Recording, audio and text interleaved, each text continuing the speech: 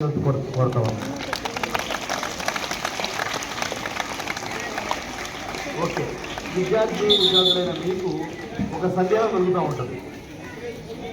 ఇంత ఎండలో మేము కూర్చోవలసి వచ్చింది, అక్కడ ఒక ఫోటో పెట్టారు, వక్తలు వచ్చారు, మాట్లాడుతూ ఉన్నారు, ఇది ఎందుకు, ఇది మనకు ఇబ్బందికరంగా ఉంది కదా అని చెప్పేసి కొంతమంది అనుకోవచ్చు. అయితే ఈ రోజున విద్యార్థులైన మీరు ఇక్కడ చదువుకునే అవకాశం ఏ విధంగా వచ్చిందంటే, అనేక మంది మన ముందు తరాల్లో ఎంతోమంది మహనీయులు, ఉద్యమకారులు, పోరాట యోధులు, విప్లవమూర్తులు వారి జీవితాలను త్యాగం చేస్తే ఈ రోజు ఇక్కడ చదువుకునే అవకాశం వచ్చింది. 176 సంవత్సరాల క్రితం పూణేలో సావిత్రిబాయి పూలే, మహాత్మా జ్యోతిబా పూలే విద్యార్థుల కోసం, ఆడపిల్లల కోసం, మహిళల కోసం విద్యాలయాలు స్థాపించారు.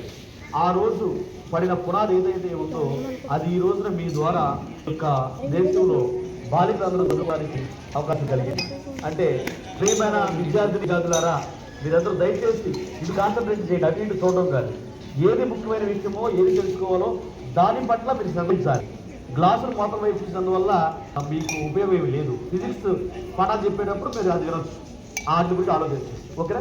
దయచేసి అందరూ కూడా ఒకసారి ఇటువైపు చూడండి. అంటే మేము మా సమయాన్ని క్రోడీకరించుకుని ఇక్కడికి వచ్చాము అంటే మీకు ఏదైనా ఉపయోగపడుతుందేమో అని చెప్పేసి. అంటే మీకు అనేక హక్కులు, అవకాశాలు ఈరోజు ఉన్నాయంటే ఇటువంటి మహనీయులు అల్లూరి సీతారామరాజు గారు అయితే ఈ దేశ స్వతంత్ర సంగ్రామంలో ఒక కీలక పాత్ర, భూమికని పోషించారు. అటువంటి మహనీయులు ఎంతోమంది ఎన్నో త్యాగాలు చేస్తేనే ఈ రోజున మనం ఈ విధంగా జీవించుకుంటున్నాం. అయితే మీరేం చేయాలంటే మహనీయుల యొక్క జీవిత చరిత్రని తెలుసుకోవాల్సిన అవసరం ఉంది, వారి నుంచి స్ఫూర్తి పొందడం అవసరం ఉంది, వారి మార్గదర్శకంలో మీరు ఉన్నతులు అవ్వాల్సిన అవసరం ఉంది. ఓకే, అయితే మీ విద్యార్థులందరూ కూడా ఇక్కడ ఎవరైతే ఉన్నారో మీలో లక్ష్యం లేని వారు ఎవరో వెంటనే చేయి పైకి లేపండి. లక్ష్యం లేని వాళ్ళు. Okay, very good. మీ అందరికీ లక్ష్యం ఉంది. అయితే ఆ పరిస్థితిని సరిగ్గా అర్థం చేసుకోకుండా ఉన్న వాళ్ళు కూడా మీరు ఉండి ఉండొచ్చు. ఏదేమైనా కూడా ఒక లక్ష్యాన్ని నిర్దేశించుకోవాలి. మీరు ఈ దేశానికి చాలా ముఖ్యం. ఈ దేశ భవిష్యత్తు మీ అందరి మీద ఆధారపడి ఉంది.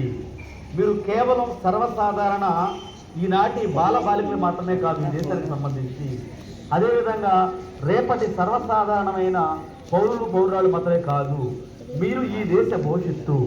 ఈ దేశం మీ మీద ఆధారపడి ఉంది.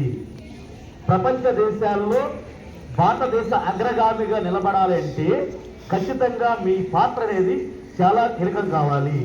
అంటే మనము జ్ఞానపరులై ఉండాలి, జ్ఞాన సముపార్జన చేయాల్సిన అవసరం ఉంది. జ్ఞానం లేకపోతే, జ్ఞానం మహాశక్తి, జ్ఞానం లేకపోతే ఈరోజు ఉన్న కాంపిటీషన్స్లో మనం ఎక్కడా కూడా సక్సెస్ సాధించలేము. కాబట్టి ప్రియమైన విద్యార్థులారా, వేదిక మీద ఉన్న మేమందరం కూడా ఒకప్పుడు ఈ జడ్పీహెచ్ స్కూల్స్లో, ప్రభుత్వ పాఠశాలలో చదువుకున్న వారమే.